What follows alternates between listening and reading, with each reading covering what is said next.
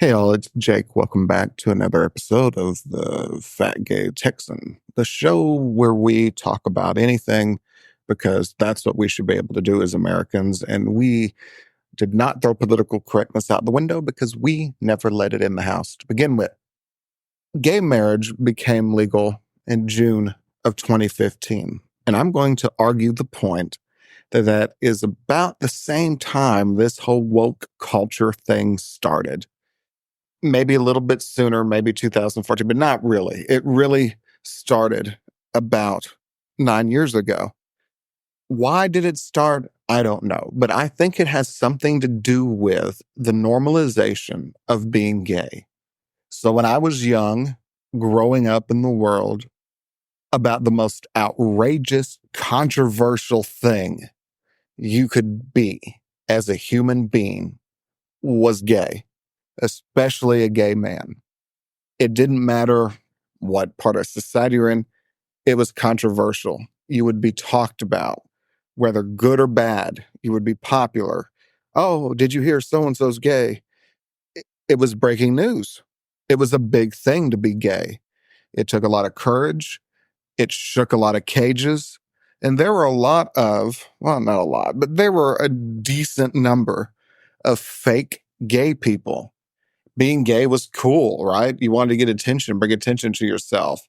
And yeah, remember, especially as a teenager or a kid, a preteen, if you crave attention, you don't care whether it's good or bad. I mean, that's what we all do on social media anyway, right? I mean, I make these episodes on my podcast that are controversial. And I can't lie and say, oh, I don't want some attention. I don't care if the comment's good, bad, whatever.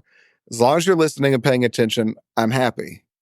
Although that's not my main motivating drive to do this, but it's the truth for everyone on social media, anyone who has a platform. So being gay was that. Well, as I got older, even before gay marriage was legalized, being gay started to become more of the normal thing. It was more accepted. We had shows like Will and Grace. We had it in all these different areas to where, for the most part, people were getting okay, or at least accepting the fact that this was something that was not going to go away. So many people started to know gay people. So many gay people started coming out. And so family was like, well, that's my grandson. I don't agree with what he's doing, but I love him. And I guess being gay can't be all that bad because I know that's not a bad person. Now, that isn't the fairy tale ending for everyone, but for the overwhelming majority of people, most family, most friends came around, even if it took them some time, and just came to the fact that said, I'd rather you be gay and happy than lose you. So gay became not such a controversial topic.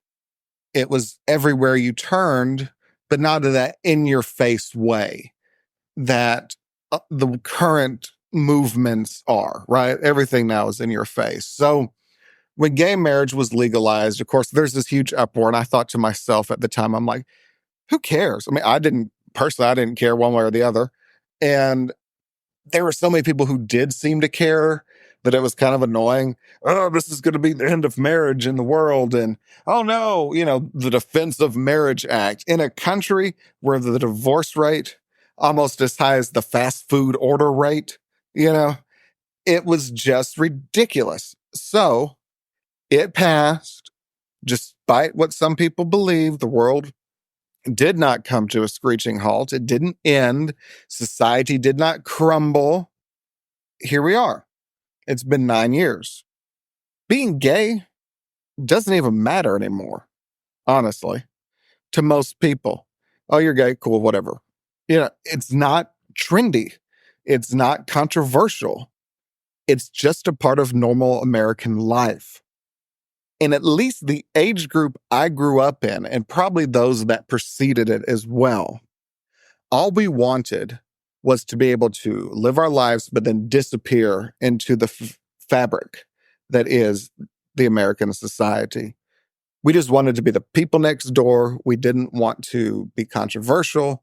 We didn't even necessarily want to be accepted. We just wanted to live our lives the same way other families in America were able to live their lives. That's it.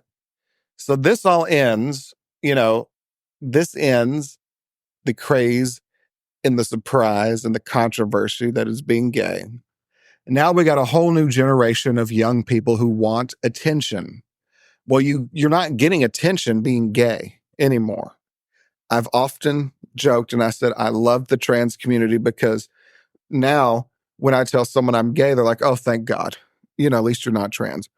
I kind of joke about that, but it's so true. Your parents now, if their kids come and say, "I'm gay," they're like, "Oh, thank God you're not non-binary." That's what they want. So now this whole young generation of people comes out. They want attention. You get a lot of attention on social media. You get a lot of attention from your family. I mean, we're talking about it right now. We're giving them attention. And only because it's so annoying to me. So now instead of actually having something to come out and fight for, when I was younger, we had to fight for things. We had to fight for it. Now, every day you're a different thing. You don't even have anything to fight for. You have nothing to fight for. Today I'm this and today I'm that. Yeah. My cousin Sheila has a daughter. Her name is Jean. And Jean came out as, I forget what they call it now, but essentially multi-gendered, or she was on some crazy spectrum with all those they, them pronouns. And then it turned into she identifies more with dogs than people. So then it was, call me dog self. And I thought to myself, what? Yeah, I'm just going to call you Jean. That's your name. No, I prefer the pronouns dog self. I just want to be treated like you would, I identify as a dog. Great. You know how I treat my dogs? I love my dogs, but I may forget to feed you. You only get to go to the bathroom twice a day. And when I get home, your ass better not be on the couch. So if you want to identify as a dog, I will treat you like a dog. So this argument, I think, has some basis that now this is the hot thing. And it's not even really transgender that's the hot thing anymore. Sorry to, shock all those people. That's kind of falling away. And now this whole, there are 50 million thousand genders and I'm this and I'm that. And these are my pronouns. And that's what's hot. That's the annoying thing kids are doing now. That's it. That's all this is, in my opinion. It's just annoying things kids and young people are doing. This is how they're getting attention. This is how they're gaining social media followers. It's a vicious cycle. And what will be next? I don't know. You don't know. I don't know. I don't care either. But being gay was so simple and it was easy for people to wrap their minds around. Being gay was just you're just attracted to the same sex. You have no questions about your gender. You don't give a crap. But now we have all this stuff coming in. And what they did is they took the controversy that was being gay and multiplied it to something that is not simple to understand, where you can throw a little fit because someone doesn't address you in the right way. Most of it's fake. And it's time we move on. If you want attention in life, do something good to get attention. Don't do something stupid.